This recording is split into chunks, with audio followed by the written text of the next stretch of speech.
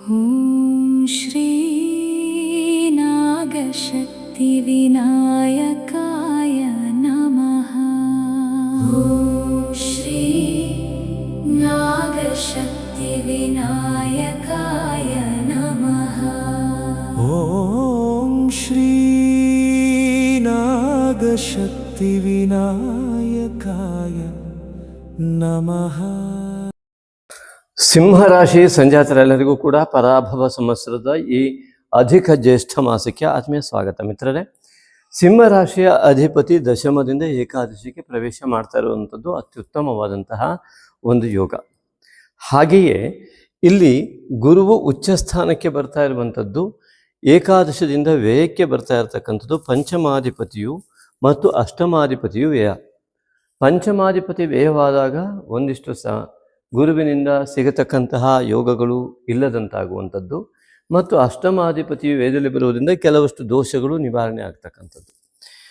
ಇಲ್ಲಿ ಮುಖ್ಯವಾಗಿ ಒಂದೇ ರಾಶಿಯವರಾದರೂ ಕೂಡ ಅನೇಕ ಉತ್ತಮ ಫಲ ಅಥವಾ ಸಾಮಾನ್ಯ ಫಲ ಅಥವಾ ಅತ್ಯಂತ ಹೀನ ಫಲ, ಈ ಮೂರನ್ನು ಅನುಭವಿಸುವುದಕ್ಕೆ ಪ್ರಕೃತಿ ಸಹಜವಾಗಿ ಸಾಧ್ಯ. ಕಾರಣಗಳು ಈ ಸಂಸ್ಕಾರ, ಪ್ರಾದೇಶಿಕತೆ, ಕಾಲಭೇದ, ಆರಾಧನೆ, ತಾಯಿ ತಂದೆಯ ಆಶೀರ್ವಾದ ಬಲ ಇತ್ಯಾದಿಗಳು, ಆ ವ್ಯಕ್ತಿಯ ಶ್ರದ್ಧಾ ಭಕ್ತಿ ಮತ್ತು ಕೆಲಸದಲ್ಲಿರುವಂತಹ ಆ ಒಂದು ತಲ್ಲೀನತೆ ಇತ್ಯಾದಿಗಳೆಲ್ಲ ಸೇರಿ ಆ ಫಲಗಳು ಲಭ್ಯವಾಗುತ್ತೆ. ಆದ್ದರಿಂದಾಗಿ ಮಿತ್ರರೇ, ಇವತ್ತಿನ ಈ ಒಂದು ಸಿಂಹರಾಶಿಯ ಫಲ ಅಧಿಕ ಜ್ಯೇಷ್ಠ ಮಾಸದಲ್ಲಿ ಹೇಗಾಗ್ಬೋದು ಅಂತ ಚಿಂತನೆಯನ್ನು ಮಾಡ್ತಾ ಹೋದರೆ, ಅನೇಕರಿಗೆ ಒಂದೇ ರಾಶಿಯವರಿಗೂ ಕೂಡ ಅನೇಕ ಭಿನ್ನ ಭಿನ್ನ ಫಲಗಳು ಉಂಟಾಗ್ಬೋದು. ಒಳ್ಳೆಯ ಫಲ ಪಡಿತಾ ಇದ್ದವರಿಗೆ ಕೆಟ್ಟ ಫಲವಂತೂ ಯಾರು ಬಯಸೋದಿಲ್ಲ, ಅವರಿಗೇನು ಸಮಸ್ಯೆ ಆಗೋದಿಲ್ಲ. ಆದರೆ ಎಲ್ಲಿ ಒಳ್ಳೆಯ ಫಲಗಳು ಸಂಪೂರ್ಣ ಸಿಗೋದಿಲ್ಲ, ಆಗ ಅವರಿಗೆ ಸಮಸ್ಯೆ ಆಗುತ್ತೆ. ಮತ್ತು ಫಲವೇ ಒಳ್ಳೆಯ ಫಲ ಸ್ವಲ್ಪವೂ ಸಿಗೋದಿಲ್ಲ, ಅವರಿಗೂ ಕೂಡ ಸಮಸ್ಯೆ ಆಗುತ್ತೆ. ಹಾಗಾಗಿ ಎಲ್ಲಿ ಸಮಯ ಎನ್ನುವುದು ನಮಗೆ ಸಹಕಾರ ಮಾಡುವುದಿಲ್ಲವೋ ಆಗ ನಮ್ಮ ಪ್ರಯತ್ನ ಹೇಗಿರಬೇಕು, ಇದು ಅತಿ ಮುಖ್ಯವಾದಂಥ ವಿಚಾರ. ಸಮಯ ಸರಿ ನಡೀತಾ ಇದ್ದಾಗ ನಾವೇನು ಮಾಡಿದ್ರೂ ಸ್ವಲ್ಪ ಹೆಚ್ಚು ಕಡಿಮೆ ಆದರೂ ಸರಿಯಾಗಿ ಒಳ್ಳೆಯ ರೀತಿಯಲ್ಲಿ ನಡ್ಕೊಂಡು ಹೋಗ್ಬಿಡುತ್ತೆ. ಆವಾಗ ನಮಗೇನು, ನಾವು ಕೈ ಹಾಕಿದ್ದೆಲ್ಲ ಆಗತ್ತೆ, ನಮಗೇನು ತೊಂದರೆ ಇಲ್ಲ ಅನ್ನುವಂತಹ ಒಂದು ಮನೋಭಾವದಲ್ಲಿ ನಾವಿರ್ತೇವೆ. ಆದರೆ ಯಾವಾಗ ಸಮಯ ಸರಿ ಇಲ್ಲವೋ ಆಗ ಮಾನಸಿಕ ಗೊಂದಲಕ್ಕೆ ಉಂಟಾಗ್ಬಿಡ್ತೇವೆ.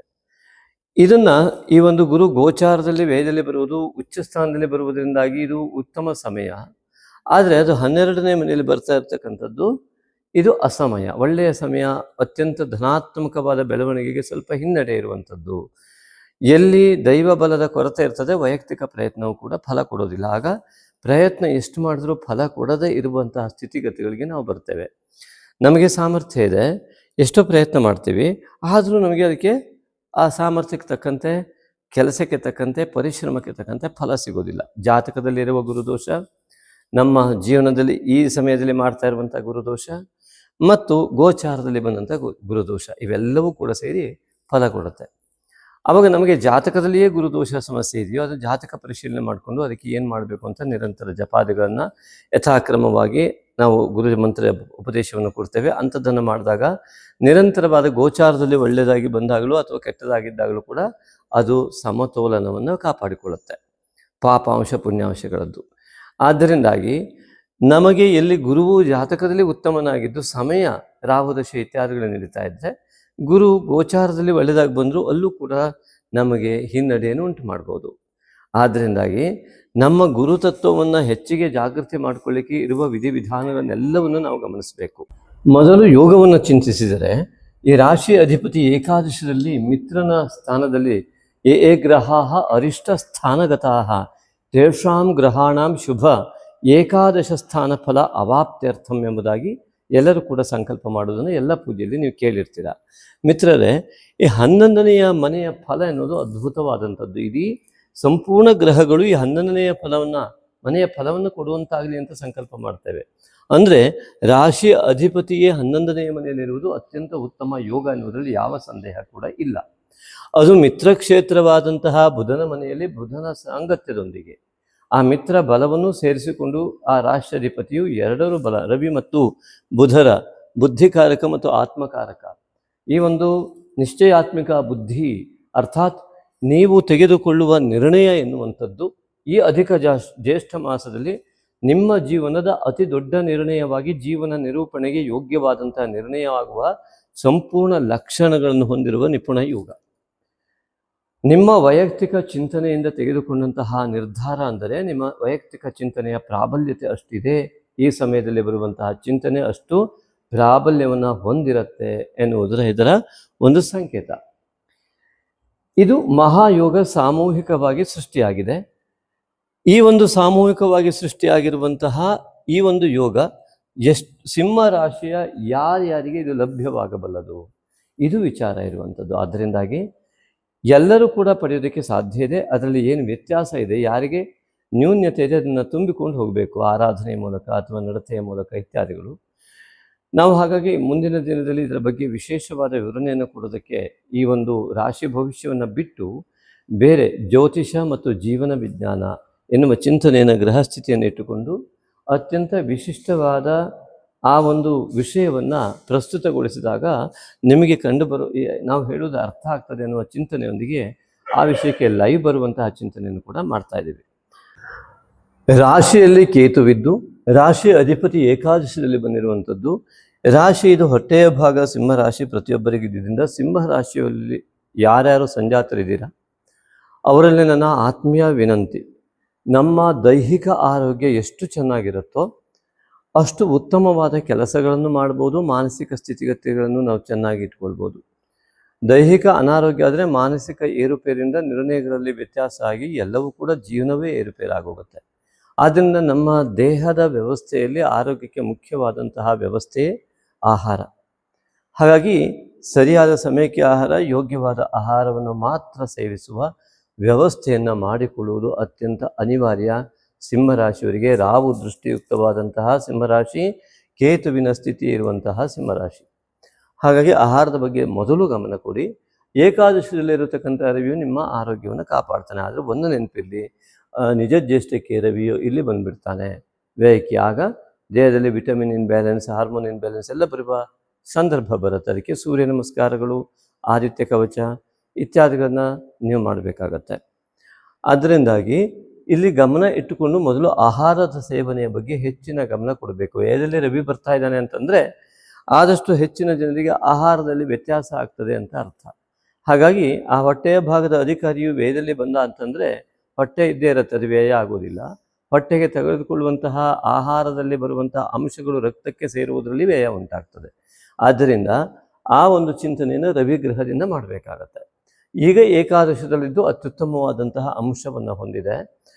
ಇಲ್ಲಿ ಕೇತು ಬಾಧಿತವಾದ ಗುರು ಶುಕ್ರರು ಮತ್ತು ನಂತರದಲ್ಲಿ ರವಿ ಬುಧರು ಬರುವುದರಿಂದ ಇದನ್ನು ಕೂಡ ಗಮನಿಸಬೇಕು. ಮತ್ತು ರವಿ ಆತ್ಮಕಾರಕನಾಗಿ ರಾಶಿ ಅಧಿಪತಿಯಾಗಿಯೂ ಮತ್ತು ಅಲ್ಲಿ ಚಂದ್ರನು ವ್ಯಯಾಧಿಪತಿಯಾಗಿ ಅಮಾವಾಸ್ಯೆಯನ್ನು ಉಂಟು ಮಾಡ್ತಾ ಇರುವಂಥದ್ದು. ಮನಃಕಾರಕನಾದ ಚಂದ್ರ ವ್ಯಯಾಧಿಪತಿಯಾದಂಥವನು ಏಕಾದಶದಲ್ಲಿ ಅಮಾವಾಸ್ಯೆಯನ್ನು ಸಂಘಟಿಸ್ತಾ ಇರುವಂಥದ್ದು. ಇದು ಅತಿ ಮುಖ್ಯವಾದ ವಿಚಾರ.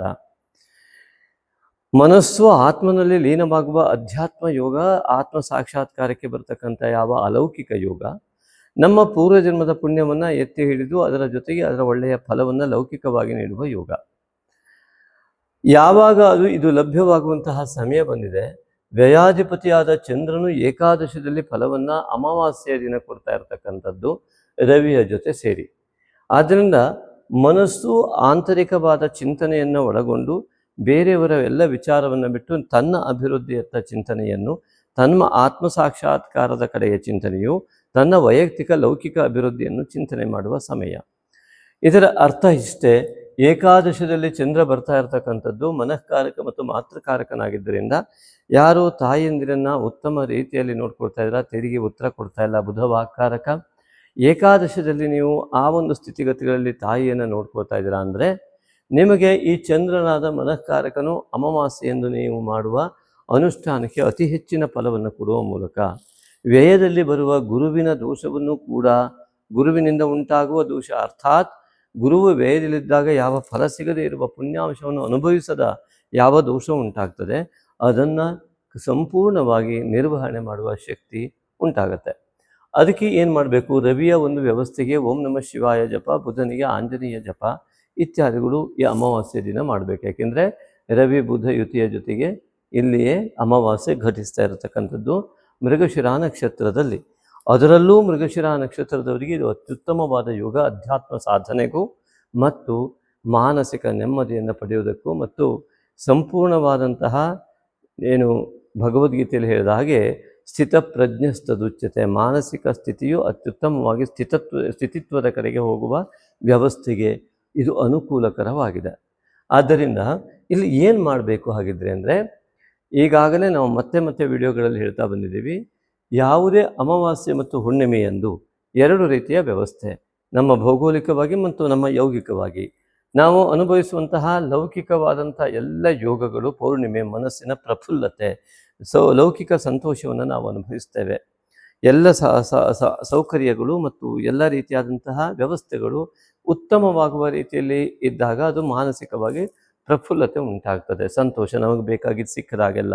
ಹಾಗಾಗಿ ಇದು ಲೌಕಿಕ ಮನೋಕಾಮನೆಗೆ ಈ ಹುಣ್ಣಿಮೆ ನಮಗೆ ಸಂಪೂರ್ಣವಾಗಿ ಸಹಕಾರ ಕೊಟ್ಟರೆ, ಈ ಒಂದು ಅಮಾವಾಸ್ಯೆಯ ದಿವಸ ಅಧ್ಯಾತ್ಮ ಚಿಂತನೆ, ನಮ್ಮ ಪೂರ್ವಜನ್ಮದ ಪುಣ್ಯಾಂಶದ ಜೊತೆಗೆ ಆತ್ಮಚಿಂತನೆ, ಆತ್ಮವಿಮರ್ಶೆಗೆ ಯೋಗ್ಯವಾದಂತಹ ಸಮಯ ಆಗಿರುತ್ತೆ.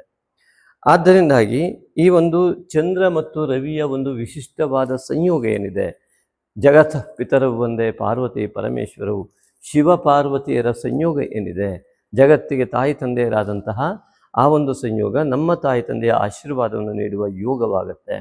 ಇಂತಹ ಮಹಾಯೋಗದಂದು ಮಾಡುವ ಅನುಷ್ಠಾನ ನಮ್ಮ ಹಿಂದಿನ ಜನ್ಮದ ಪಾಪವನ್ನು ತೊಳೆಯುವುದಲ್ಲದೆ ದೃಷ್ಟಿದೋಷ, ಮಾಟಮಂತ್ರ ಇತ್ಯಾದಿ ಸಾಮಾಜಿಕ ಕೊಳೆಗಳೇನಿದೆ ಅದನ್ನು ನಿವಾರಣೆ, ಶತ್ರುತ್ವ ಇತ್ಯಾದಿಗಳ ನಿವಾರಣೆಗೆ ನಮ್ಮ ಅನುಷ್ಠಾನ ಬಲವನ್ನು ಇದು ಕೊಡುತ್ತೆ. ಆಗ ನಮ್ಮ ಎದುರುಗಳಿಗೆ ನಮ್ಮ ಶತ್ರುಗಳೇ ಅಂಜುವ ರೀತಿಯಲ್ಲಿ ಹೋಗ್ತಾರೆ. ಆದ್ದರಿಂದಾಗಿ ಅದಕ್ಕೆ ಬೇಕಾದ ಒಂದು ಅಂಶ ಏನು ಅಂತ ಕೇಳಿದ್ರೆ, ಕೇತು ಬಾಧೆಗೆ ವಿನಾಯಕನ ಆರಾಧನೆ ಈಗಾಗಲೇ ಹೇಳಿದಾಗೆ, ಹಾಗೆ ರಾಹು ಬಾಧೆಗೆ ಆ ನಾಗನ ಆರಾಧನೆ, ಅದೇ ನಾಗಶಕ್ತಿ ವಿನಾಯಕನ ಆ ಒಂದು ಮಾನಸ ಪೂಜೆ ಮತ್ತು ಓಂ ನಾಗಶಕ್ತಿ ವಿನಾಯಕಾಯ ನಮಃ ಎನ್ನುವ ದೃಢ ನಂಬಿಕೆ, ಶ್ರದ್ಧಾ ಭಕ್ತಿಯಿಂದ ಮಾಡುವ, ಒಂದೇ ಸಮಯದಲ್ಲಿ ಅತ್ಯಂತ ದೃಢ ಸಂಕಲ್ಪಿತರಾಗಿ ಮಾಡುವ ಅನುಷ್ಠಾನ. ಇದು ಅತ್ಯಂತ ಉತ್ತಮವಾಗಿ ಏಕಾದಶದಲ್ಲಿ ಘಟಿಸುವುದರಿಂದ, ಅಧಿಕ ಜ್ಯೇಷ್ಠ ಮಾಸವಾಗಿದ್ದರಿಂದ, ಅಧಿಕ ಜ್ಯೇಷ್ಠ ಮಾಸದಲ್ಲಿ ಅಧಿಕಸ್ಯ ಅಧಿಕಂ ಫಲಂ, ಒಂದು ದಾನವನ್ನು ಮಾಡಿದ್ರೆ ಅದು 100 ದಾನ ಮಾಡಿದಷ್ಟು ಫಲ ಹೇಗೆ ಕೊಡ್ತದೆಯೋ, ಏಕಾದಶದಲ್ಲಿರುವ ಚಂದ್ರ ನಿಮ್ಮ ಈ ಒಂದು ಅನುಷ್ಠಾನದ ಬಲವನ್ನು ಅತಿ ಹೆಚ್ಚು ನೀಡಬಲ್ಲ. ಹಾಗಾಗಿ ಅಮಾವಾಸ್ಯೆಯ ಸಂಜೆ ನಾಗಶಕ್ತಿ ವಿನಾಯಕನ ಆರಾಧನೆ ಮಾಡುವುದರಿಂದ ನಿಮ್ಮ ಎಲ್ಲ ರೀತಿಯಾದಂತಹ ಅನೇಕ ಶತ್ರುತ್ವದ ಭಾವ ಇರುವ ವ್ಯಕ್ತಿಗಳಿಗೂ ಕೂಡ ನೀವು ಮಿತ್ರರಾಗುವ ಅಥವಾ ಅವರ ಸಹಕಾರ ಸಿಗುವ ಅಥವಾ ಅವರು ನಿಮ್ಮಿಂದ ದೂರ ಹೋಗುವ ಯೋಗ ತಾನಾಗಿ ಉಂಟಾಗತ್ತೆ. ಅದೇ ದೃಷ್ಟಿದೋಷ ಇರ್ಬೋದು, ಎಲ್ಲವೂ ಕೂಡ ಯಾವುದೆಲ್ಲ ನಿಮಗೆ ಅಭಿವೃದ್ಧಿಗೆ ಬಾಧಕವಾದಂಥ ಅಂಶಗಳಿರ್ತಾವೋ ಅವೆಲ್ಲದರ ನಿವಾರಣೆ ನಾಗಶಕ್ತಿ ವಿನಾಯಕನ ಆರಾಧನೆಯ ಫಲದಿಂದ. ಅದಕ್ಕೋಸ್ಕರ ಅಮಾವಾಸ್ಯೆ 15/6 ಜೂನ್ 15ರಂದು ನಡೀತಾ ಇರುವಂಥದ್ದು. ಆ ದಿವಸವೂ ಕೂಡ ನಾಗಶಕ್ತಿ ವಿನಾಯಕನ ಮೂಲ ಮಂತ್ರ ಹವನವನ್ನು ಇಲ್ಲಿ ಪ್ರತಿ ಹುಣ್ಣಿಮೆ ಮತ್ತು ಅಮಾವಾಸ್ಯೆಯನ್ನು ನಾವು ಆಚರಣೆ ಮಾಡ್ತಾ ಇದ್ದೇವೆ.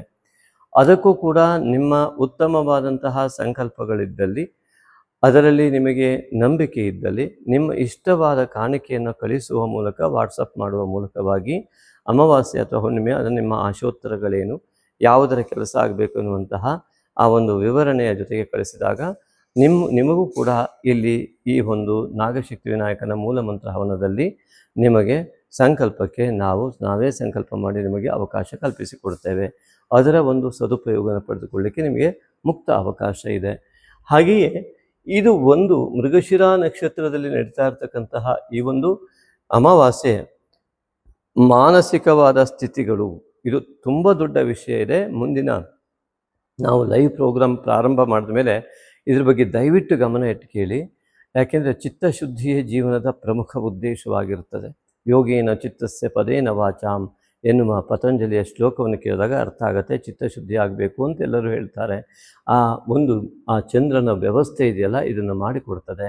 ಹಾಗಾಗಿ ಅಮಾವಾಸ್ಯೆ ಅನುಷ್ಠಾನ, ನಿತ್ಯ ಅನುಷ್ಠಾನ ಮಾಡಿದವರಿಗೆ ಅಮಾವಾಸ್ಯೆ ದಿನ ಮಾಡಿದಾಗ ಅದು ಯಾಕೆ ನಿತ್ಯ ಅನುಷ್ಠಾನ ಮಾಡಬೇಕು? ತುಂಬ ಕಾರಣಗಳಿದ್ದಾವೆ. ನಿತ್ಯ ಯಾರು ಅನುಷ್ಠಾನ ಒಂದೇ ಸಮಯದಲ್ಲಿ ಮಾಡ್ತಾ ಬರ್ತಾರೋ ಆಗ ನೀವು ಅಧಿಕವಾಗಿ ಇಂತಹ ಅಮಾವಾಸ್ಯೆ ದಿವಸ ಮಾಡಿದಾಗ ಆ ಒಂದು ಅದ್ಭುತವಾದ ಫಲವನ್ನು ನೀವು ಸಾಧಿಸ್ತೀರಾ. ಹಾಗಾಗಿ ಆಂತರಿಕವಾದಂತಹ ಬಲ ಇದೆಯಲ್ಲ, ಅದು ಬರುವುದೇ ಈ ಅನುಷ್ಠಾನಗಳ ಮೂಲಕವಾಗಿ. ಕೇವಲ ನನಗೆ ಎಲ್ಲ ಬಲ ಇದೆ ಅಂತ ಬಾಯಿನಲ್ಲಿ ಹೇಳ್ಕೊಂಡ್ರೆ ಬರೋದಿಲ್ಲ. ಹಾಗಾಗಿ ಅನುಷ್ಠಾನ ಎನ್ನುವುದು ಅತ್ಯಂತ ಮುಖ್ಯ ಎನ್ನುವುದರಲ್ಲಿ ಯಾವ ಸಂದೇಹ ಇಲ್ಲ. ಅದೇ ರೀತಿಯಲ್ಲಿ ಈ ಗುರುವು ವ್ಯಯದಲ್ಲಿ ಇರುವಂಥದ್ದು, ಶುಕ್ರನು ಕೂಡ ಇಲ್ಲಿ ದಶಮಾಧಿಪತಿಯಾಗಿ ಕೆಲವರಿಗೆ ಉದ್ಯೋಗವನ್ನು ಕಳೆದುಕೊಳ್ಳುವ ಯೋಗ ಬರ್ತದೆ. ಅದಕ್ಕೆ ದೇವಿ ಆರಾಧನೆ ಬೇಕಾಗ್ತದೆ. ಅದೇ ರೀತಿಯಾಗಿ ವಿಡಿಯೋದ ಕೊನೆಯಲ್ಲಿ ಕಸಾರ ದೇವಿ ಅಂದರೆ ವನದುರ್ಗಿಯ ಒಂದು ವಿಶೇಷವಾದಂತಹ ಭಜನ್ಸ್ ಹಾಕಿದ್ದೀವಿ. ಅದನ್ನು ನಿತ್ಯ ಯಾರಿಗೆ ಉದ್ಯೋಗ ತೊಂದರೆ ಇದೆ ಖಂಡಿತ ಅದನ್ನು ಪ್ಲೇ ಮಾಡಿ, ನಿಮ್ಗೆ ಒಳ್ಳೆಯದಾಗತ್ತೆ. ಅದೇ ರೀತಿಯಾಗಿ ಈ ಗುರುವಿನ ವ್ಯಯತ್ವದಿಂದ ಯಾವುದೇ ವಿಚಲಿತ ಮನಸ್ಕರಾಗುವುದು ಬೇಡ. ಗುರುಬಲ ಇಲ್ಲ, ಏನು ಮಾಡಬೇಕು? ನಮ್ಮ ಪ್ಲೇ ಲಿಸ್ಟಿಗೆ ಹೋಗಿ ಗುರುಬಲ ಇಲ್ಲದವರು ಏನು ಮಾಡಬೇಕು ಅನ್ನೋಂಥ ವಿಡಿಯೋ ಖಂಡಿತವಾಗಿ ನಿಮಗೆ ಲಭ್ಯ ಆಗುತ್ತೆ. ಅದನ್ನು ಸರಿಯಾಗಿ ಗಮನಿಸಿ ಅದರ ವಿಚಾರಗಳನ್ನು ಅರ್ಥೈಸಿಕೊಂಡು ನಿಮ್ಮ ವಾಗಧಿಪತಿಯಾದಂಥ ದೇವಗುರು ಬೃಹಸ್ಪತಿ ಈ ಗುರುವಿನ ಬಲವನ್ನು ಪಡೆಯುವಲ್ಲಿ ನೀವು ಯಶಸ್ವಿಯಾಗಿ. ಅದೇ ರೀತಿಯಾಗಿ ಇನ್ನು ರಾಶಿಯ ಅಲ್ಲಿಯೇ ಕೇತು ಕುಳಿತಿರ್ತಕ್ಕಂಥದ್ದು ಅನೇಕ ವಿಘ್ನಗಳಿಗೆ ಕಾರಣ. ಲೇಜಿನೆಸ್, ಅತ್ಯಂತ ಆಲಸ್ಯಕ್ಕೆ ಕಾರಣ ಆಗ್ಬೋದು.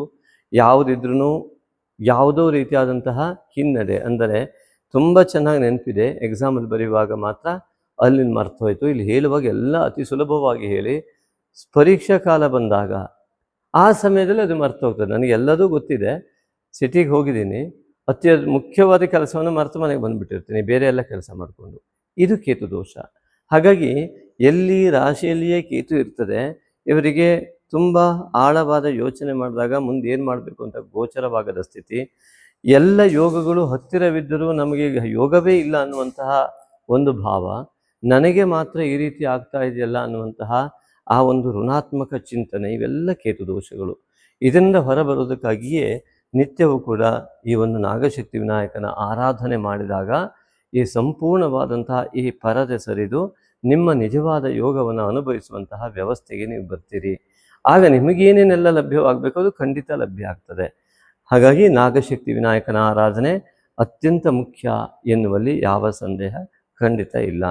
ಹಾಗೆಯೇ ದ್ವಿತೀಯಾಧಿಪತಿಯಾದ ಬುಧ ಏಕಾದಶದಲ್ಲಿ ಇರುವುದರಿಂದ, ಶುಕ್ರನು ವೇದ 12ನೇ ಮನೆಗೆ ಬಂದರೂ ಕೂಡ ಉತ್ತಮ ಫಲದಾಯಕನಾಗುವುದರಿಂದ ಆರ್ಥಿಕ ಸ್ಥಿತಿಗತಿಗಳಲ್ಲಿ ಅತ್ಯುತ್ತಮವಾದ ಯೋಗ ಸಿಂಹ ರಾಶಿಯವರಿಗೆ ಕಂಡು ಬರ್ತಾ ಇದೆ. ಆದರೆ ಕೇತು ರಾಶಿಯಲ್ಲಿ ಇರುವುದರಿಂದ ನಿಮ್ಮ ವೈಯಕ್ತಿಕ ಪ್ರಯತ್ನದಲ್ಲಿಯೇ ಸರಿ ಇಲ್ಲದಿದ್ದರೆ ಅದು ಫಲ ಕೊಡುವುದಿಲ್ಲ. ವೈಯಕ್ತಿಕ ಪ್ರಯತ್ನದ ಬಗ್ಗೆ ಅತಿ ಹೆಚ್ಚಿನ ಅಂಶ ಗಮನ ಕೊಡಲೇಬೇಕು. ಉದಾಹರಣೆಗೆ ಚಂದ್ರ ಗ್ರಹ ದೋಷ ಅಂತ ಬಂತು, ಚಂದ್ರ ಜಲಕಾರಕ, ನನಗೆ ನೀರು ಬೇಕು, ನಾನು ಶಾಂತಿಯನ್ನು ಮಾಡಿಬಿಡ್ತೀನಿ, ಜಪ ಮಾಡಿಬಿಡ್ತೀನಿ, ಅಲ್ಲಿದ್ದ ನೀರು ಇಲ್ಲಿಗೆ ಬರೋದಿಲ್ಲ. ಏನಾಗ್ಬೋದು? ಇರುವ ನೀರಿಂದ ರೋಗ ಬರದೇ ಇದ್ದಾಗೆ ತಡೆದುಕೊಳ್ಬೋದು ಜಪ ದೈವ ಬಲ ಬರುವುದರಿಂದಾಗಿ. ಆ ನೀರು ನನಗೆ ಸದಾ ಲಭ್ಯವಾಗುವಂತೆ ಭಗವಂತನ ಕರುಣಿಸಲಿ ಅಂತ ಪ್ರಾರ್ಥನೆ ಮಾಡಿಕೊಳ್ಳೋದ್ರ ಮೂಲಕವಾಗಿ ಪ್ರಕೃತಿಗೆ ಶರಣಾಗುವುದರಿಂದ ಅದು ನಮಗೆ ಸದಾ ಸಹಕಾರ ಮಾಡ್ಬೋದೇ ಹೊರತು ಅಲ್ಲಿದ್ದ ನೀರು ತಾನಾಗಿ ಬರುವುದಿಲ್ಲ, ನಾವು ಹೋಗಿ ತರಬೇಕಾಗತ್ತಿದೆ. ವೈಯಕ್ತಿಕ ಪ್ರಯತ್ನ ಎರಡೂ ಬೇಕು. ಯೋಗ ಮತ್ತು ಇಲ್ಲಿಯ ವೈಯಕ್ತಿಕ ಪ್ರಯತ್ನ ಎರಡೂ ಸೇರಿದಾಗ ಮಾತ್ರ ಫಲ ಕೊಡ್ತದೆ. ಆದ್ದರಿಂದಾಗಿ ನಮ್ಮ ಸಂಪೂರ್ಣ ಉತ್ತಮ ಫಲ ಸಿಗಬೇಕು ಅಂದರೆ ಕೇತುವಿನ ಒಂದು ದೋಷದಿಂದ ನಮ್ಮ ವೈಯಕ್ತಿಕ ಪ್ರಯತ್ನದಲ್ಲಿ ಹಿನ್ನಡೆಯಾದರೆ ಎಂತಹ ಮಹಾಯೋಗ ಸೃಷ್ಟಿಯಾದರೂ ಅದು ದುರ್ಬಲವಾಗಿ ಹೋಗುತ್ತೆ. ಆದ್ದರಿಂದ ನಮ್ಮ ವೈಯಕ್ತಿಕ ನಡೆನುಡಿಗಳು ಮತ್ತು ಪ್ರಯತ್ನಗಳೇ ನಮ್ಮ ಜೀವನದಲ್ಲಿ, ನಮ್ಮ ಯೋಚನೆ ಮತ್ತು ನಿರ್ಧಾರಗಳೇ ನಮ್ಮ ಜೀವನ ನಿರ್ವಹಣೆಯ ಮುಖ್ಯ ಅಂಶಗಳು. ಅದಕ್ಕೆ ಹೇಳಿದ ಗ್ರಹಸ್ಥಿತಿಗಳು ಇವಾಗಿದ್ದಾವೆ. ಹಾಗೆಯೇ ತೃತೀಯಾಧಿಪತಿ ಶುಕ್ರ ಕೂಡ ಈ ಉತ್ತಮ ಸ್ಥಾನವನ್ನೇ ಹೇಳ್ತಾ ಇದ್ದಾನೆ. ಹಾಗಾಗಿ ಮಾತು ಇತ್ಯಾದಿಗಳಲ್ಲಿ ನೋಡಿದಾಗ ಗುರುವಿನ ಯುತಿಯನ್ನು ಹೊಂದಿದ್ದನೇ ಎಚ್ಚರದಿಂದ ಮಾತು ಬೇಕು. ಚತುರ್ಥದಲ್ಲಿ ಪೌರ್ಣಿಮೆ, ಹಾಗಾಗಿ ಪೌರ್ಣಿಮೆಯ ದಿವಸ ಕೂಡ ನಮ್ಮ ನಾಗಶಕ್ತಿ ವಿನಾಯಕನ ವಿಶಿಷ್ಟವಾದ ಲೌಕಿಕ ಆರಾಧನೆಯ ಫಲವನ್ನು ನೀವು ಪಡಿಬೇಕು. ನೋಡಿ, ಚತುರ್ಥದಲ್ಲಿ ಇದ್ದು ಚತುರ್ಥದ ಅಧಿಪತಿಯಾದಂತಹ ಕುಜ ಏನಿದ್ದಾನೆ ಭಾಗ್ಯದಲ್ಲಿ ಇದ್ದಾನೆ. ಭಾಗ್ಯದಲ್ಲಿ ಕುಜನಾಗಿದ್ದು ವ್ಯಯಾಧಿಪತಿಯಾದ ಚಂದ್ರನು ಚತುರ್ಥದಲ್ಲಿ ಕುಜನ ಮನೆಯಲ್ಲಿ ಪೌರ್ಣಿಮೆಯನ್ನು ಘಟಿಸುತ್ತಾ ಇರ್ತಕ್ಕಂಥದ್ದು. ಅದು ಅನುರಾಧ ಮತ್ತು ಜ್ಯೇಷ್ಠ ನಕ್ಷತ್ರದ ಮಧ್ಯದಲ್ಲಿ. ಹಾಗಾಗಿ ಅನುರಾಧ ನಕ್ಷತ್ರ ಮಹಾನಕ್ಷತ್ರದಲ್ಲಿ ಘಟಿಸುವಂಥ ಇದು ಅನುರಾಧ ಮತ್ತು ಜ್ಯೇಷ್ಠ ನಕ್ಷತ್ರದವರಿಗೆ ಅತಿ ಹೆಚ್ಚಿನ ಫಲ, ಅಧಿಕ ಮಾಸದ ಮಹಾಫಲವನ್ನು ಕೊಡುವ ಪೌರ್ಣಿಮೆ ಆಗಿದೆ. ನಿಮ್ಮ ಜೀವನದಲ್ಲಿ ತೆಗೆದುಕೊಳ್ಳುವ ನಿರ್ಣಯ ಏನಿದೆ, ಬುಧ ಆ ಬುದ್ಧಿಶಕ್ತಿಯಿಂದ ತೆಗೆದುಕೊಳ್ಳುವ ನಿಶ್ಚಯ ಏನಿದೆ, ಅದು ಅತ್ಯುತ್ತಮವಾದ ಫಲ ಕೊಡಬೇಕು ಎನ್ನುವ ಅದು ಶುಭ ಮನೋಕಾಮನೆ ಆಗಿರಬೇಕು. ನಿಮಗೂ ನಿಮ್ಮ ಕುಟುಂಬಕ್ಕೂ ಜಗತ್ತಿಗೂ ಕೂಡ ಮಹಾ ಒಂದು ಫಲವನ್ನು ಕೊಡು, ಉತ್ತಮ ಫಲ ಕೊಡ್ತಕ್ಕಂತಹ ಚಿಂತನೆಯ ಅನುಷ್ಠಾನ ಸಂಕಲ್ಪ ಬೇಕು. ಅದು ಈ ಪೌರ್ಣಿಮೆಯೆಂದು ನೀವು ಆ ಸಂಕಲ್ಪವನ್ನು ಮಾಡಿ ಆ ನಿರ್ಣಯವನ್ನು ತೆಗೆದುಕೊಂಡರೆ ಆ ಪೌರ್ಣಿಮೆಯ ಸಂಕಲ್ಪದ ಆ ಒಂದು ಪರಿಣಾಮದಿಂದಾಗಿ ಅದು ರಾತ್ರಿಯಲ್ಲಿ ನೀವು ಅದನ್ನು ಮಾಡಿದಾಗ, ಅಂದರೆ ನಾಗಶಕ್ತಿ ವಿನಾಯಕನ ಮಾನಸ ಪೂಜೆ ಮತ್ತು ಜಪ ಎಷ್ಟರ ಮಟ್ಟಿಗೆ ಓಂ ನಾಗಶಕ್ತಿ ವಿನಾಯಕಾಯ ನಮಃ ಎನ್ನುವ ಜಪ ಸಾಕು ನಿಮಗೆ ಇಡೀ ಜೀವನದಲ್ಲಿ ಅತಿ ದೊಡ್ಡ ಬದಲಾವಣೆಯನ್ನು ನೀವು ಕಂಡುಕೊಳ್ಳೋದಕ್ಕೆ. ಎಂತಹ ಕೆಟ್ಟ ಸಮಯ ಬಂದರೂ ಅದನ್ನು ಗೆಲ್ಲುವ ಸಾಮರ್ಥ್ಯವನ್ನು ಪಡಿತೀರಾ. ಅದಕ್ಕಾಗಿ ಪೌರ್ಣಿಮೆಯಂದು ನಿತ್ಯವೂ ಅನುಷ್ಠಾನ ಮಾಡಿದವರು ಮಾತ್ರ ಅವತ್ತು ಮಾಡಿದರೆ ಅದು ಹೆಚ್ಚಿನ ಫಲ ಸಿಗ್ತದೆ. ಸೊ ಒಮ್ಮೆನೇ ನನಗೆ ಆಗತ್ತೆ ಅಂದರೆ ಅಲ್ಲಿ ಸಿದ್ಧಿ ಆಗುವುದಿಲ್ಲ. ಆದ್ದರಿಂದ ಸಿದ್ಧಿ ಆಗಬೇಕು ಅಂದರೆ ನಿತ್ಯವೂ ಕೂಡ ಒಂದೇ ಸಮಯದಲ್ಲಿ ಅತಿ ಮುಖ್ಯ ಇದು. ಒಂದೇ ಸಮಯದಲ್ಲಿ ಒಂದು ದಿನ ಬಿಡದೆ ಮಾಡುವಂತಹ ವ್ಯವಸ್ಥೆಯನ್ನು ಮಾಡಿಕೊಂಡಾಗ ಈ ಅಮಾವಾಸ್ಯೆ ಮತ್ತು ಪೌರ್ಣಿಮೆಯ ಅನುಷ್ಠಾನಗಳು ವಿಶಿಷ್ಟವಾದಂತಹ ಫಲವನ್ನು ಕೊಡ್ತವೆ. ಆದ್ದರಿಂದಾಗಿ ನೀವು ನಾಗಶಕ್ತಿ ವಿನಾಯಕನ ಆರಾಧನೆಯನ್ನು ನಿರಂತರ ಮಾಡ್ತಾ ರಾಹುಬಾಧಿತ ಕೇತುಬಾಧಿತ ದೋಷಗಳಿಂದ ದೂರ ಬಂದಾಗ ನಿಮ್ಮ ನಿಜವಾದ ಯೋಗದ ಸಂಪೂರ್ಣ ಫಲವು ನಿಮಗೆ ಲಭ್ಯವಾಗಿ ಆಗತ್ತೆ.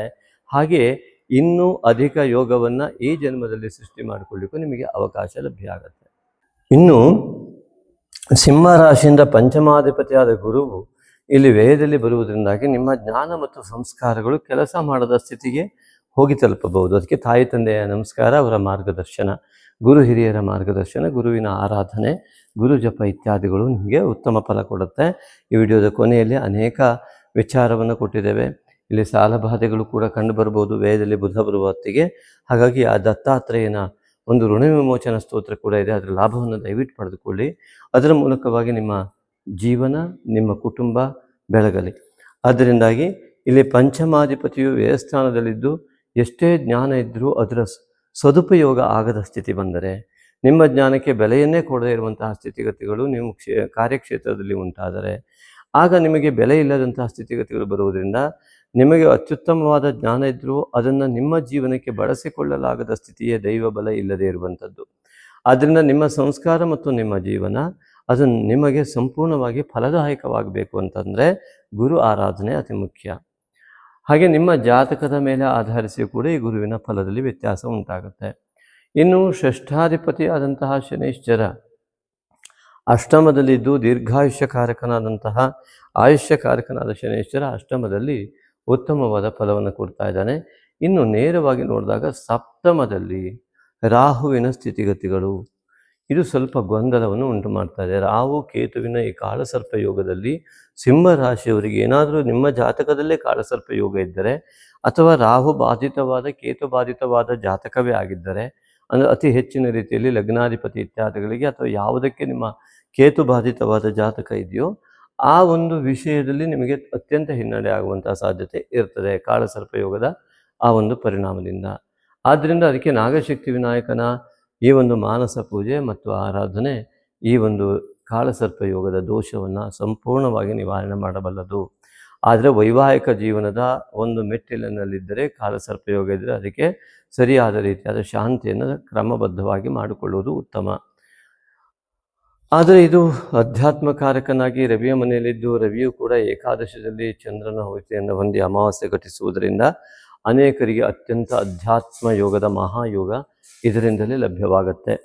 ಹಾಗಾಗಿ ನಾಗಶಕ್ತಿ ವಿನಾಯಕನ ಆರಾಧನೆಯನ್ನು ಮಾಡೋದ್ರಿಂದ ಆ ಧಾರ್ಮಿಕ ಯೋಗವನ್ನು ಕೂಡ, ಆ ಅಧ್ಯಾತ್ಮದ ಯೋಗವನ್ನು ಕೂಡ ನೀವು ಅತಿ ಸುಲಭವಾಗಿ ಅತಿ ಬೇಗ ಪಡೆಯಬಹುದು.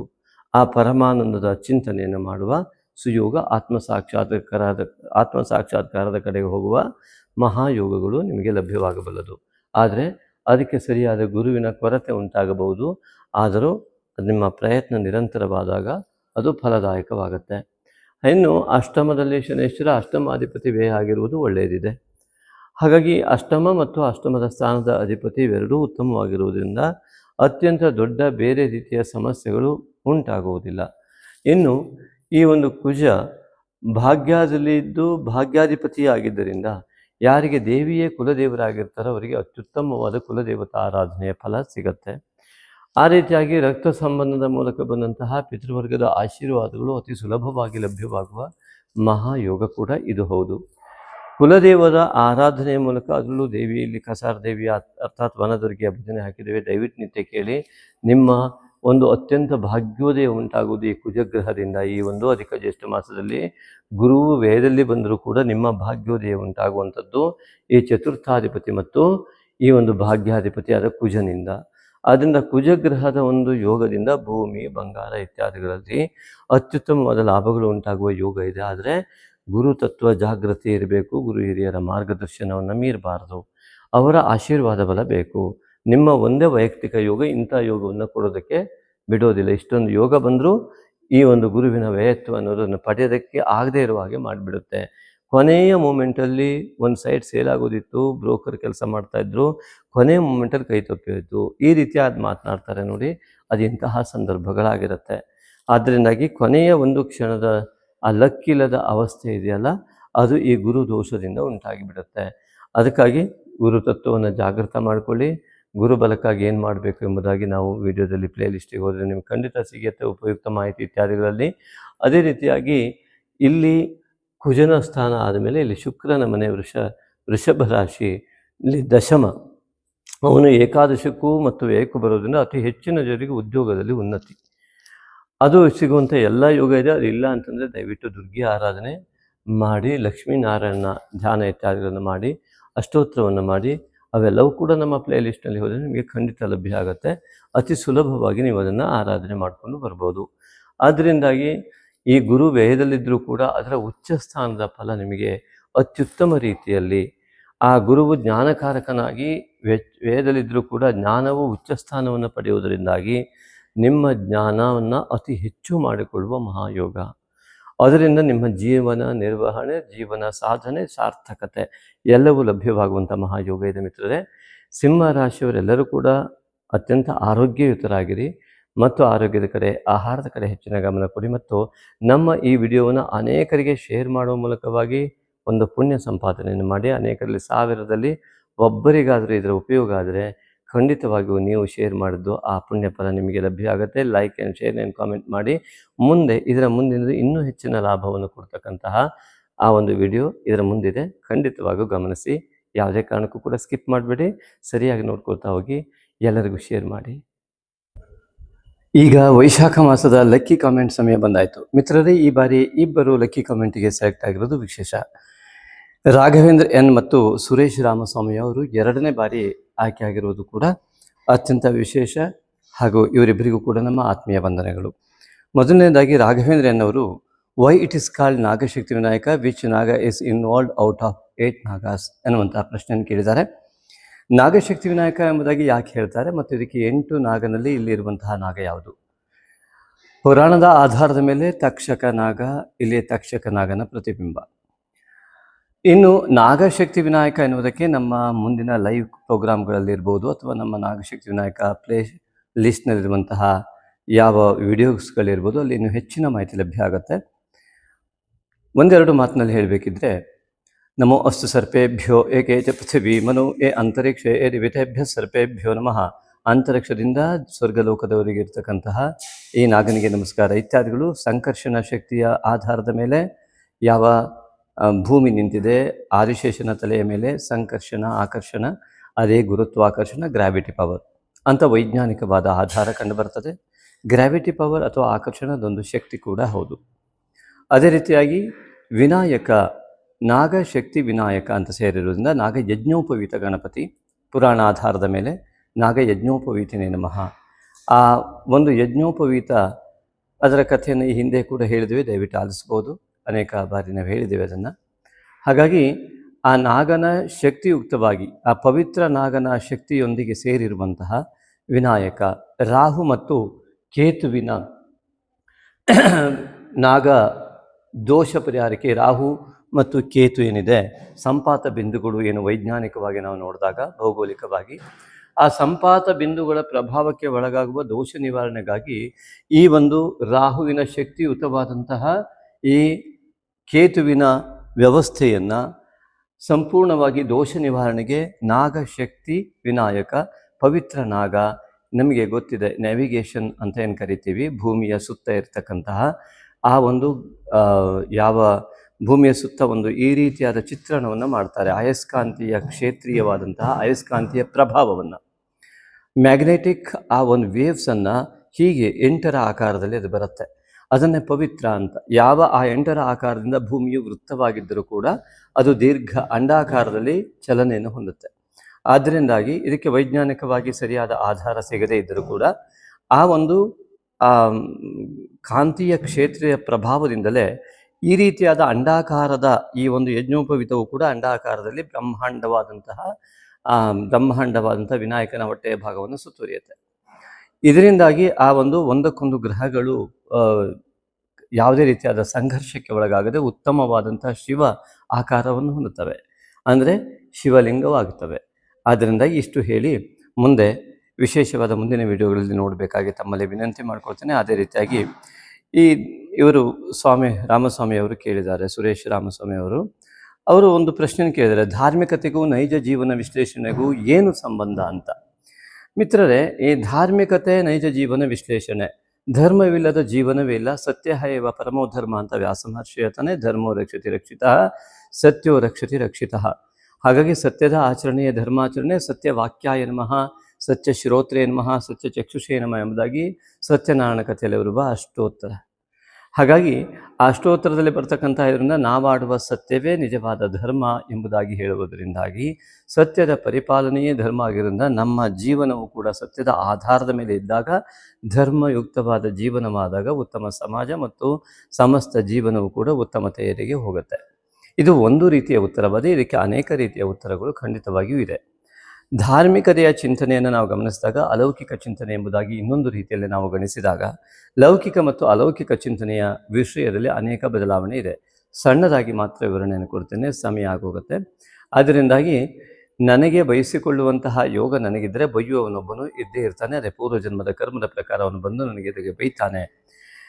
ಉದಾಹರಣೆಗೆ, ಅನೇಕರು ಕೇಳಿದ ಪ್ರಶ್ನೆಯನ್ನು ನಿಮ್ಮ ಎದುರಿಗಿರ್ತೇನೆ. ಜ್ಯೋತಿಷ್ಯ ಮಾರ್ಗದಲ್ಲಿ ಬಂದಂತಹ ಅನೇಕ ಸ್ತ್ರೀಯರು ಕೇಳಿದಂಥದ್ದು. ಕಾರಣ ಇಷ್ಟೇ, ಅವರ ನೋವನ್ನು ತಡೆದುಕೊಳ್ಳೋದಕ್ಕಾಗದೆ ಅತಿಯಾದ ಸಂಕಷ್ಟದಲ್ಲಿದ್ದಂತಹ ಸ್ತ್ರೀಯರು ಕೇಳಿದರು, ನನಗೆ ಇವನನ್ನು ಮದುವೆ ಆಗದಿದ್ದರೆ ಈ ಸಂಕಷ್ಟದಿಂದ ಹೊರಗಿರ್ತಿದ್ದ, ಇವನಿಂದ ಇಷ್ಟೊಂದು ಟಾರ್ಚರ್ ಆಗ್ತಾ ಇದೆ, ಹಾಗಾಗಿ ಇಂಥವರಿಂದ ದೂರ ಆಗೋದಕ್ಕೆ ನನಗೆ ಸಾಧ್ಯ ಆಗ್ತಿತ್ತ, ಬೇರೆಯವ್ರನ್ನ ಮದುವೆ ಆದರೆ ಈ ರೀತಿ ಆಗ್ತಿರ್ಲಿಲ್ವ ಅನ್ನೋ ಪ್ರಶ್ನೆಯನ್ನು ಕೇಳಿದರು. ಇವರ ಜಾತಕದಲ್ಲಿರುವ ದೋಷವನ್ನು ಇವರು ಅನುಭವಿಸುವ ಯೋಗ ಇದ್ದಾಗ, ಮದುವೆಗಿಂತ ಮುಂಚೆ ಸಿಟ್ಟು ಮಾಡದೇ ಇರತಕ್ಕಂಥ ವ್ಯಕ್ತಿ ಕೂಡ ಇವ್ರನ್ನ ಮದುವೆ ಆದಮೇಲೆ ಇವರಿಗೆ ಟಾರ್ಚರ್ ಕೊಡುವಷ್ಟು ಸಿಟ್ಟು ಮಾಡುವ ಯೋಗವನ್ನು ಕೆಲವರು ಪಡೆದಿರ್ತಾರೆ. ಆಗ ಕೆಲವರು ಉದ್ಯೋಗದ ಬಗ್ಗೆ ಕೇಳ್ತಾರೆ, ನಾವು ಈ ಜಾಗ ಬಿಟ್ಟು ಬೇರೆ ಕಡೆ ಇದ್ದರೆ ತೊಂದರೆ ಇರ್ತಿರ್ಲಿಲ್ವ? ಇಲ್ಲ, ಉದ್ಯೋಗದಲ್ಲಿ ತೊಂದರೆ ಅನುಭವಿಸುವ ಸಮಯ ಬಂದ ವ್ಯಕ್ತಿಗೆ ಯಾವುದೇ ಜಾಗದಲ್ಲಿ ಉದ್ಯೋಗ ಮಾಡ್ತಾ ಇದ್ರೂ ತೊಂದರೆಯನ್ನು ಅನುಭವಿಸ್ತಾರೆ.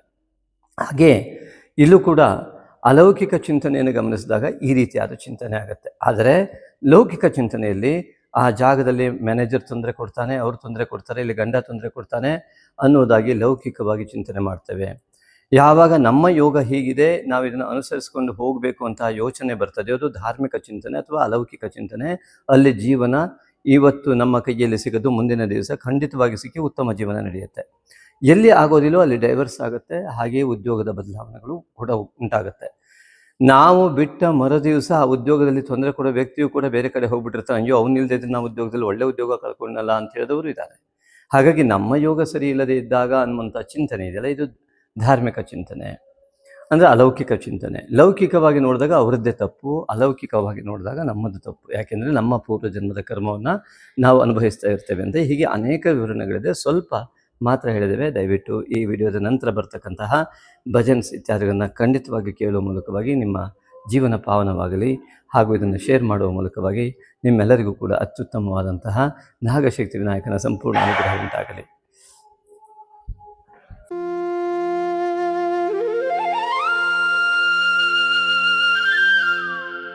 उत्तराखंड अल्मोड़ा की कसार देवी भजन,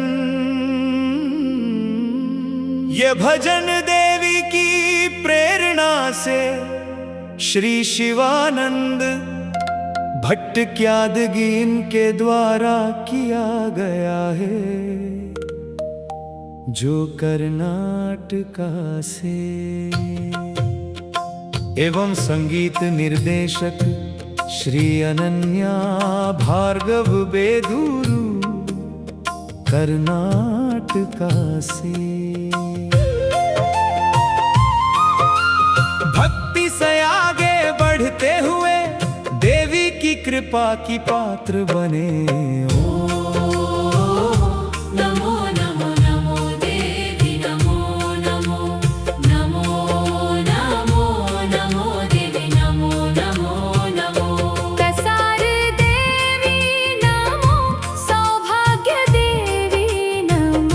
कसार देवी नमो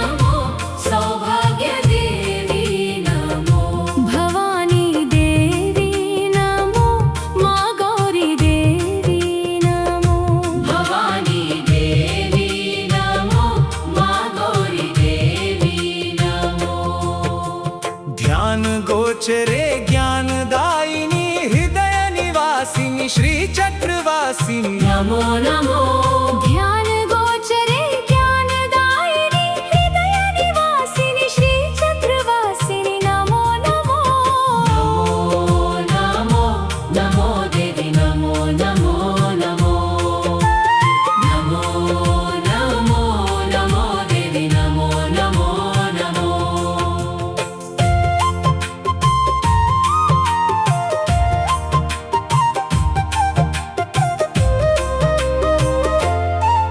सौंदर्य देवी नमो सानंद देवी नमो सौंदर्य देवी नमो सानंद देवी नमो सुरवंदित पदे नमो करुणामृत धारे नमो सुरवंदित पदे नमो करुणामृत धारे नमो ध्यान गोचरे आनंददायिनी नित्य सुमंगल श्री चक्रवासिनी नमो नमो नमो नमो नमो देवी नमो नमो नमो नमो नमो नमो देवी नमो नमो नमो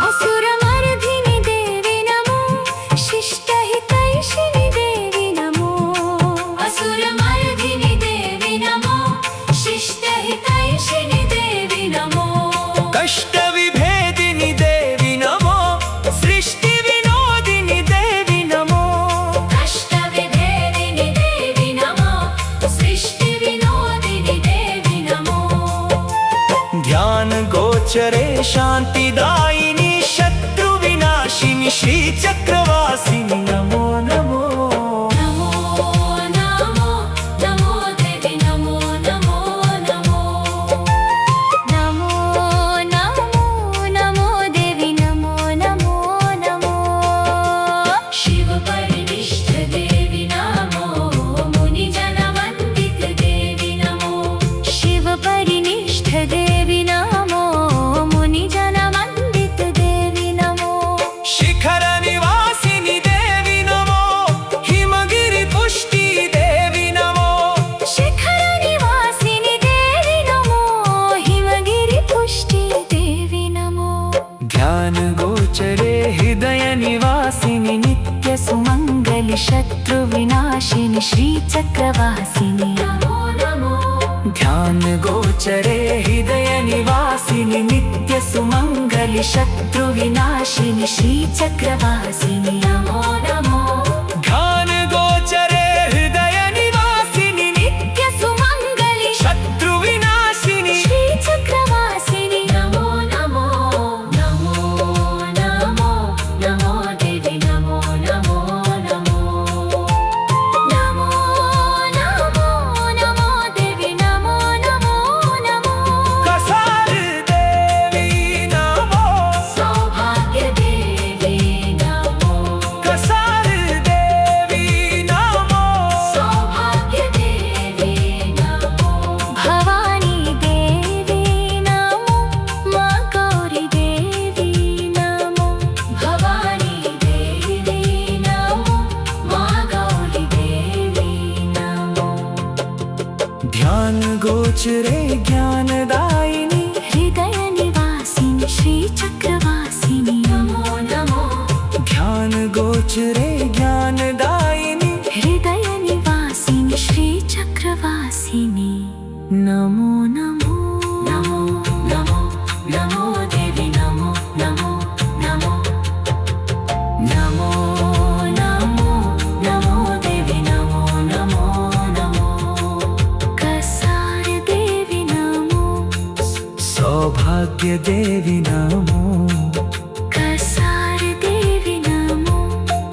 सौभाग्य देवी नमो भवानी देवी नमो माँ गौरी देवी नमो भवानी देवी नमो माँ गौरी देवी नमो ध्यान गोचरे ज्ञानदायिनी हृदय निवासिनी श्री चक्रवासिनी चक्रवासिनी नमो नमो ध्यान गोचरे ज्ञानदायिनी हृदय निवासिनी श्री चक्रवासिनी नमो नमो नमो नमो नमो देवी नमो नमो नमो नमो नमो नमो देवी नमो नमो नमो कसार देवी नमो सौभाग्य देवी नमो कसार देवी नमो सौभाग्य देवी नमो कसार देवी नमो सौभाग्य देवी नमो कसार देवी नमो सौभाग्य देवी नमो भवानी देवी नमो माँ गौरी देवी नमो भवानी देवी नमो माँ गौरी देवी नमो ध्यान गोचर ज्ञानदायिनी हृदय निवासिनी श्री चक्रवासिनी नमो नमो अञ्जनागर्भसम्भूतं वन्दे केसरिनन्दनं ध्यानासक्तं महावीरं रामभक्तं नमाम्यहम् अञ्जनागर्भसम्भूतं वन्दे केसरिनन्दनं ध्यानासक्तं महावीरं रामभक्तं नमाम्यहम् अञ्जनागर्भसम्भूतं वन्दे केसरिनन्दनं ध्यानासक्तं महावीरं रामभक्तं नमाम्यहम् श्री गुरुपादुका पंकज पंचकम्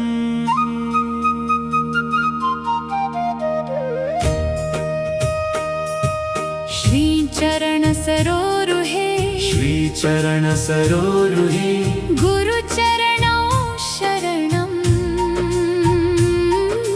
गुरुचरणौ शरणं सर्व पाप निवारणौ भव बंधन मोचकौ सर्वपापनिवारणं भवबन्धनमोचकौ शरणं शरणं गुरुचरणौ शरणं श्रीचरणसरोरुहे गुरुचरणौ शरणं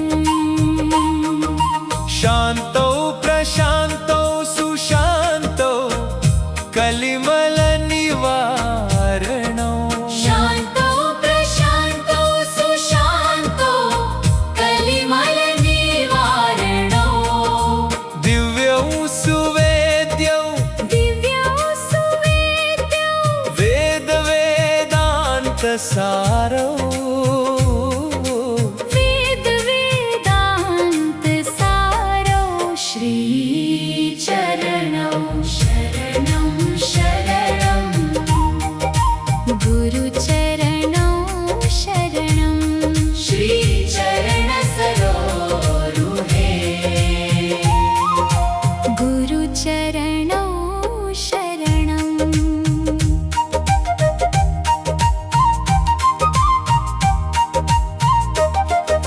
स्तुत्यौ नित्य प्रसादकौ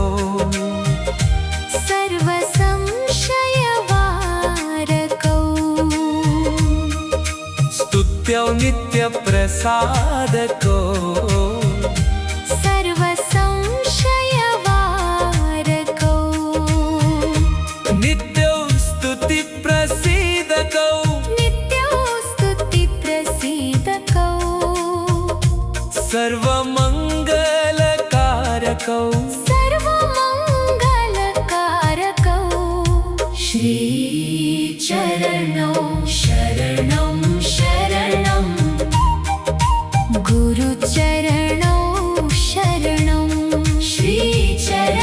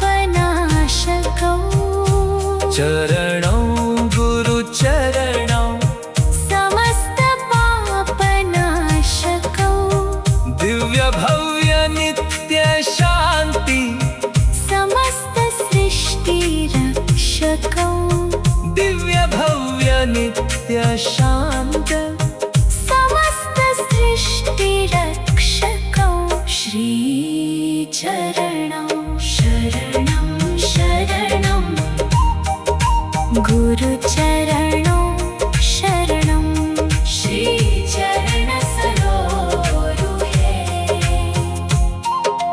गुरुचरणौ शरणम् इति श्री शिवानंद भट्ट ज्ञादाज्ञानेन विरचितम् श्री गुरुपादुका पंकज पंचकम् सम्पूर्णम् ॐ स्वस्ति।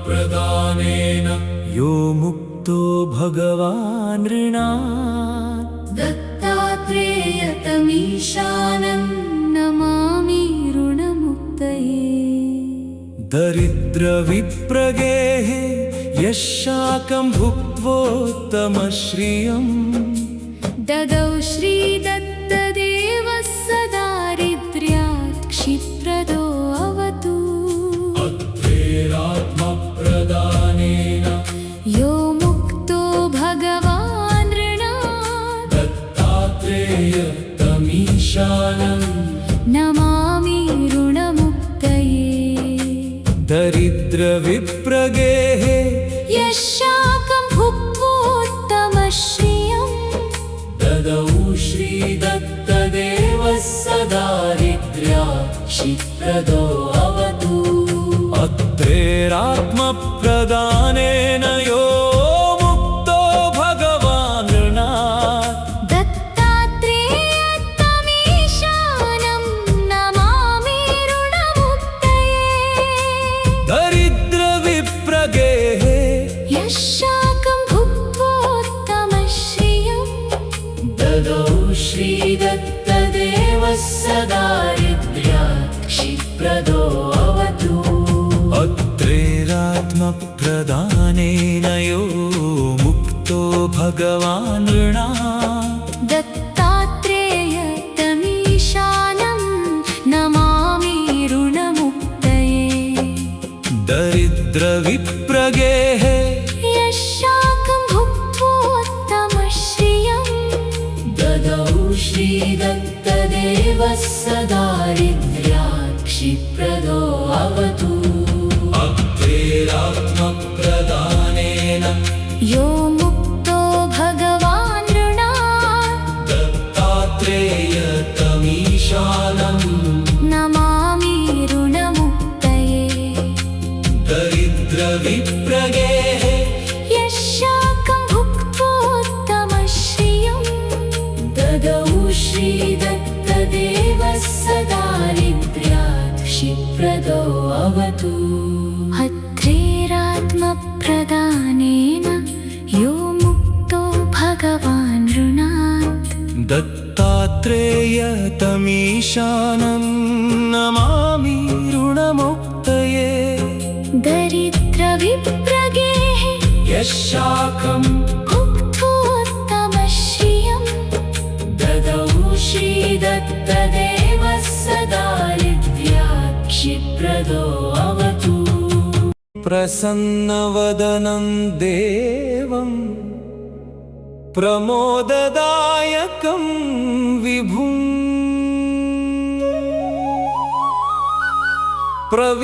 प्रविघ्नच्छेदकं दिव्यं प्रवन्दे फलदायिनम्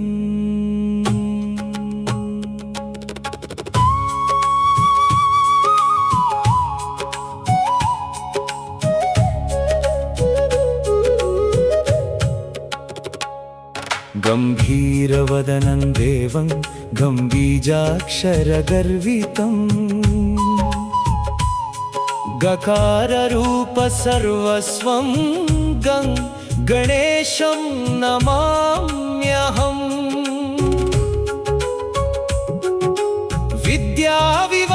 विद्याविवाहयज्ञानान् वन्दे विघ्ननिवारिणम् नागशक्तिसमायुक्तं नागयज्ञोपवीतिनम् यज्ञोपवीतेन भूषितो यज्ञकारण ब्रह्माण्डव्यापिनं वन्दे नागशक्तिविनायकम्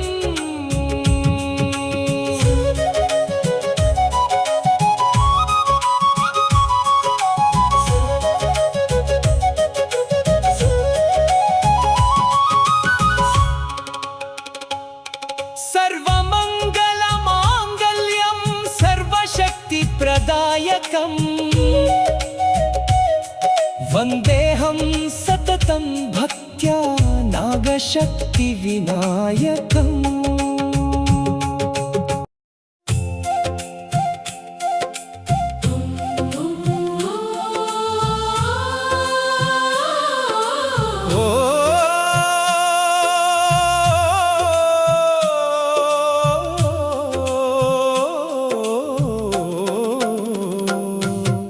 नमो नमो नमो देव नागशक्तिविनायका नमो नमो नमो देव नागशक्तिविनायका विद्यादायक विवाहकारक विघ्ननिवारका विनायका विघ्ननिवारका विनायका नमो नमो नमो देव नागशक्तिविनायका नमो नमो नमो देव नागशक्तिविनायका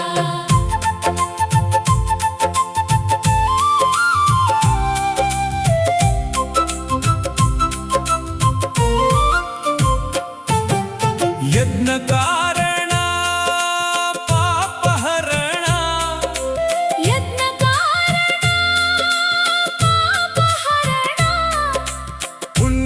पुण्यप्रदायक विनायक पुण्यप्रदायका विनायका नमो नमो नमो देव नागशक्तिविनायका नमो नमो नमो देव नागशक्तिविनायका